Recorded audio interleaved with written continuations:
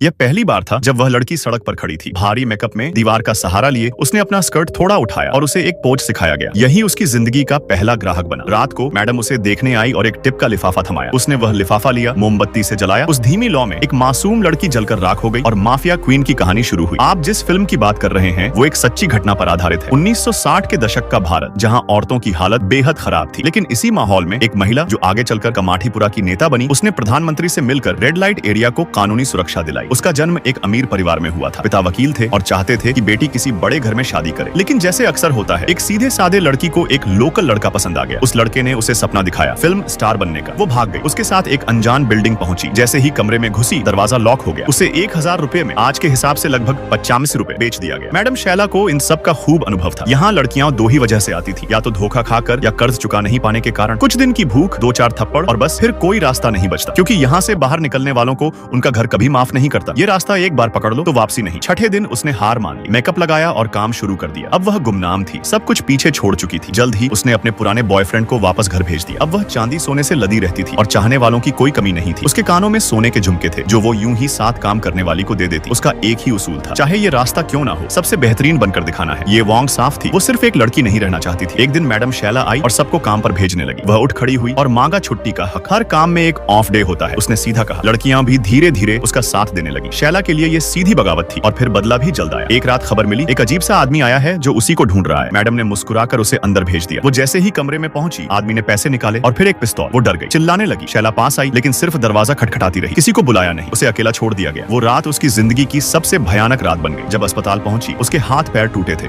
और पूरे शरीर में 20 से ज्यादा टांके लगे थे। शैला ने नाटक किया, मैंने तो पहले ही कहा था ये रास्ता आसान नहीं, लेकिन अब वह टूटने वाली नहीं थी। उसे समझ आ गया था कि ये सब उसके बढ़ते असर को कुचलने की साजिश थी। अब उसे सिर्फ एक ही काम करना था, पूरी ताकत से पलटवार। जैसे ही थोड़ा ठीक हुई, पता लगाया कि वो आदमी एक गैंगस्टर था और बिना किसी डर के अकेली जाकर मिल ली, सीधे अंडरवर्ल्ड डॉन से।